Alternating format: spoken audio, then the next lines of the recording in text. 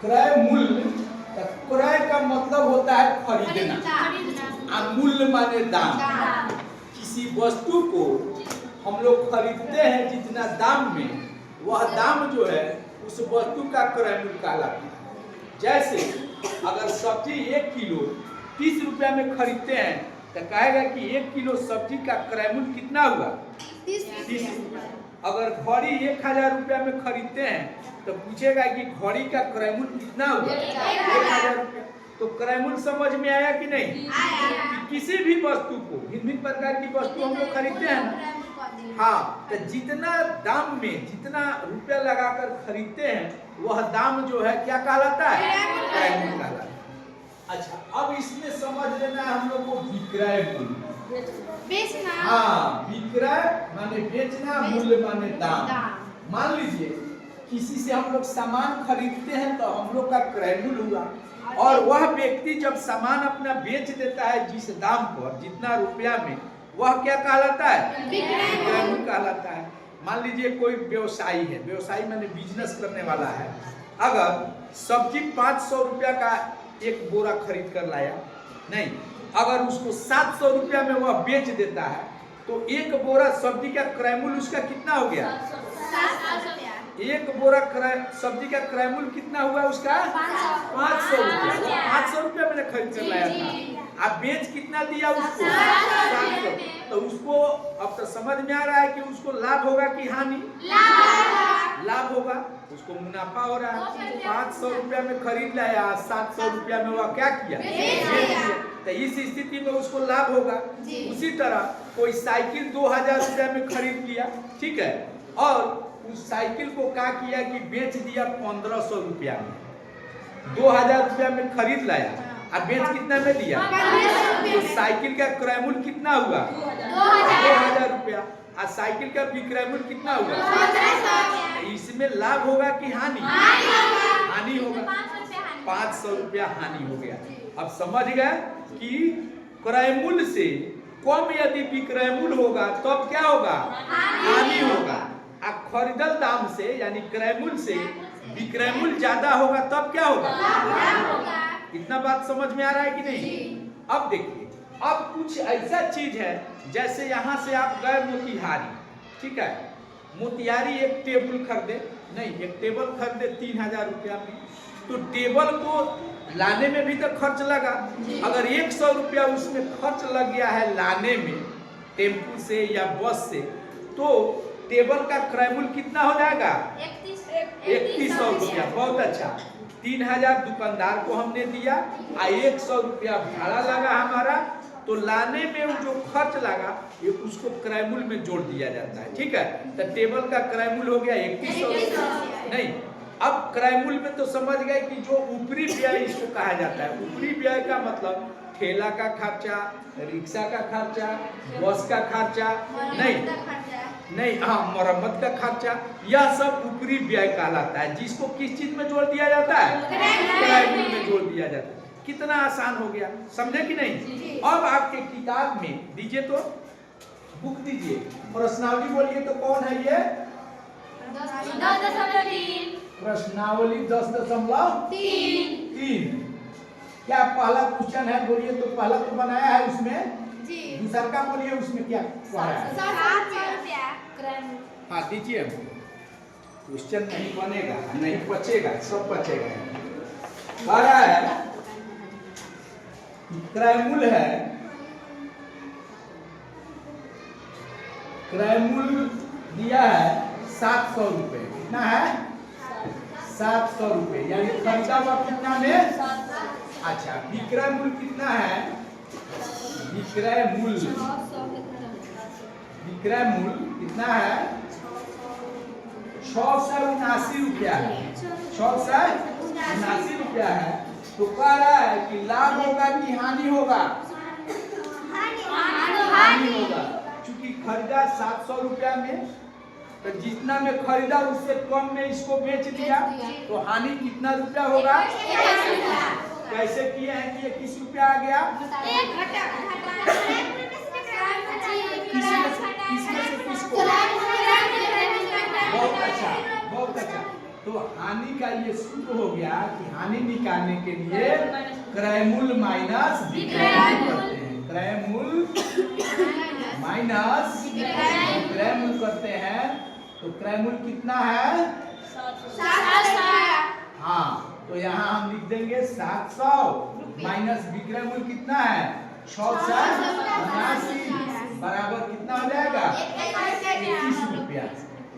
तो एक जब आपने इसका हो गया कि हानि 21 रुपया हो गया। अब कह रहा है कि हानि अगर हुआ है तो हानि प्रतिशत निकालिए। तो अब देखिए, अब हानि प्रतिशत निकालना है तो हानि प्रतिशत का मतलब है कि यह 21 रुपया कितना रुपया में घाटा 21 रुपया लगा है? वह पूंजी कितना लगाया था? 700 रुपया। तो 700 रुपया में 21 रुपया घाटा लगा है। अब कह रहा है कि 100 रुपया में कितना घाटा लगा है यह निकाल कर दिखाइए। ठीक है, तब इसको बनाने का दो तरीका है, लिखेंगे चूंकि 700 रुपए में 21 रुपया, बातचीत नहीं करेंगे, 21 रुपया हानि होती है। 21 रुपया हानि होती है। यह हानि 21 रुपया हुआ है, यह 700 रुपये में हुआ है। 21 रुपया हानि होती है। हमको कितना में निकालना है? 100 में निकालना है। तो ये ऐकिक नियम से हम बना दिए। अब इसलिए 1 रुपया में अगर 1 रुपया वह खर्च करता, 1 रुपया क्रय मूल्य उसका रहता, तो हानि भी बहुत कम हो जाता। तो कम के लिए आपको क्या बताया है? भाग। ठीक है, तो 21 बटा क्या हो जाएगा? 700। इसलिए अब हमको कै रुपया में निकालना है? 100 रुपया में। तो हम 100 रुपया में निकालेंगे तो ये गुना हो जाएगा, यानी यह हो जाएगा 21 बटा 700 गुना 100। ये 2 जीरो से 2 जीरो कट गया, 7 का यानी 3% आंसर हो गया इसका। ठीक है, इतना बात समझ में आया? लेकिन आप यदि इसे इस तरह बनाना चाहें तो इस तरह बना सकते हैं, नहीं तो इसी चीज को बहुत सूत्र के रूप में बहुत छोटा संक्षिप्त किया रहता है, उसको ऐसे बना देंगे। सूत्र होता है हानि प्रतिशत बराबर हानि गुना 100 बटा क्रय मूल्य। तो देखिए, तो हानि कितना रुपया है? 21 गुना 100 बटा क्रय मूल्य कितना है? 700। और देखिए, जो चीज इसमें है वही चीज यहाँ आ गया। आ गया 21 गुना 100 बटा 700 हो गया। तो इसी को संक्षिप्त में लिख देंगे। 2 जीरो इससे कट गया। ठीक है, और 7 का 3% इस तरह भी आंसर आ गया। तो अब बताइए, अब जो है आपको देख लेना है कि हानि होगा तो हमको इस विधि से बना दे या हम शॉर्ट विधि से बना दे। अब इस अगर लाभ होगा तो इसी तरह निकालेंगे, लाभ पहले निकाल लेंगे। हानि प्रतिशत के जगह पर क्या लिख देंगे? लाभ। हानि यहाँ है तो यहाँ लाभ कर देंगे, बाकी सही रहेगा। वैसे ही कटा देंगे, लाभ प्रतिशत। बोलिए, दूसरा क्वेश्चन दिया है क्रय मूल्य 500 रुपए और लाभ दिया है। लाभ लाभ इक्वल 25 रुपये। कितना दिया है? 25 रुपये। अब देखिए, क्रय मूल्य दिया है 500 रुपये और लाभ दिया है 25 रुपये। तो इसमें विक्रय मूल्य निकालना है और लाभ प्रतिशत निकालना है। तो ये बताइए कि 500 रुपया में खरीदा और उसको 25 रुपया फायदा हुआ तो बेचा कितना में? 525 रुपया में। तो कैसे 525 रुपया आ गया है आपको? क्रय मूल्य प्लस लाभ कर दिए, यानी विक्रय मूल्य ऐसे सूत्र हो जाएगा। ये विक्रय मूल्य यानी जो बेचा वह दाम, विक्रय मूल्य बराबर हो जाएगा क्रय मूल्य प्लस लाभ। क्रय मूल्य प्लस लाभ। अब देखिए, तो क्रय मूल्य तो दिया हुआ है, तो 500 लिख दीजिए क्रय मूल्य के सामने। 500 रुपए प्लस लाभ है 25 रुपए, दोनों को जोड़ दीजिए, कितना हो गया? 525 रुपया विक्रय मूल्य हो गया। अब इसमें हमको लाभ प्रतिशत पूछ रहा है, तो लाभ प्रतिशत का सूत्र मालूम है ना? हाँ बोलिए, लाभ प्रतिशत लाभ गुना 100। लाभ गुना 100 बटा क्रयमूल्य। लाभ कितना है? 25 रुपया। तो लिखेंगे यहाँ 25 गुना 100 बटा क्रयमूल्य कितना लिखेंगे? 500। 100 नहीं है, 500 कट गया। अब 25 कितना आ गया लाभ? 5%। यही आंसर हो गया। बोलिए समझे कि नहीं इसको? जी। अब इसका एक और क्वेश्चन है, ठीक है, तीसरा। अब देखिए क्वेश्चन नंबर 3 समझ लीजिए। 3 में भी एक बना दिया है, इसका दूसरा हम बता देते हैं आपको, इस आधार पर बाकी बना लीजिएगा। विक्रय मूल्य दिया गया है, विक्रय मूल्य सेलिंग प्राइस, विक्रय मूल्य। तब विक्रय मूल्य दिया गया है कितना? 1400 रुपए, 1400 रुपए। उसके बाद लाभ दिया है 280 रुपया, लाभ है 280 रुपए, 280 रुपए। अब इसमें पूछ रहा है कि क्रय मूल्य और लाभ प्रतिशत निकालिए। तो ये बताइए, किसी चीज को आप बेचे तो 1400 रुपया में बेच दिए, तो आपको मुनाफा हुआ 280 रुपया में। इसका मतलब आप खरीदे कितना में थे उसको?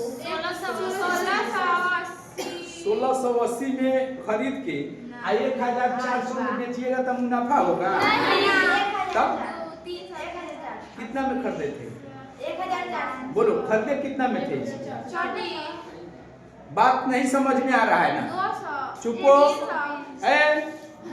अगर एगो कॉलम पर आपको 2 रुपया का फायदा हुआ, 2 रुपया का फायदा हुआ, 3 रुपया में बेचे तो 2 रुपया फायदा हुआ। कॉलम को बेच दिया आपने 3 रुपया में, फायदा हो गया। कै रुपया नफा कमाया? 2 रुपया। तो कॉलम के कै रुपया में खरीदे थे कि 5 रुपया में खरीदबे तो 3 रुपया में बेच के 2 रुपया नफा के नहीं होता? एक रुपया में खरीदा भी तब न 3 रुपया में बेच ले 2 रुपया नफा होता। कम में खरीदी तब न बेची 1400 में, तो ओकरा लाभ नफा होता। अब सुनिए, तब विक्रय मूल्य हो गया 1400 रुपए और लाभ हो गया 280 रुपए। इसका मतलब है कि आप सामान बेच दिए 1400 रुपया में, आपको मुनाफा हो गया 280 रुपया में। इसका मतलब आप खरीदे कितना में? 1120 रुपया में। यानी जो खरीदा हुआ मूल्य है वो क्या कहलाता है? क्रय मूल्य। बहुत अच्छा, तो लिखेंगे क्रय मूल्य। क्रय मूल्य इसका कितना हो गया? 1120। कैसे आया है? विक्रय मूल्य में से लाभ को घटा देंगे, तो यह सूत्र हो गया क्रय मूल्य बराबर विक्रय मूल्य घटाओ लाभ, घटाओ लाभ, प्रॉफिट हो गया। अब देखिए विक्रय मूल्य है 1400 माइनस 280, लाभ घटा दिए, आ गया 1120 रुपया। यही ना आ गया? या क्या आ गया? क्रय मूल्य। इसमें 2 क्वेश्चन पूछ रहा है, एक तो क्रय मूल्य पूछ रहा है तो इतना हो गया, दूसरा को आ रहा है कि लाभ प्रतिशत निकालिए। तो लाभ प्रतिशत का सूत्र तो हम बताए हुए हैं, बोलिए लाभ प्रतिशत। हम डायरेक्ट लिखते हैं लाभ। लाभ कितना है? 280 गुना 100 बटा क्रय मूल्य कितना है?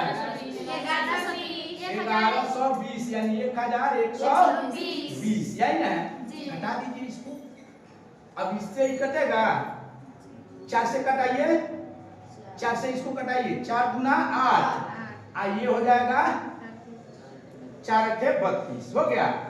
4 से इसको कटाइए, कितना हो जाएगा? 7 चौका 28। अब ये हो गया, इसको कटाइए फिर कितना से? 2 से कटाइए, 2 से ये हो जाएगा 5 और 2 से ये हो जाएगा 14 और 14 × 5 = 70।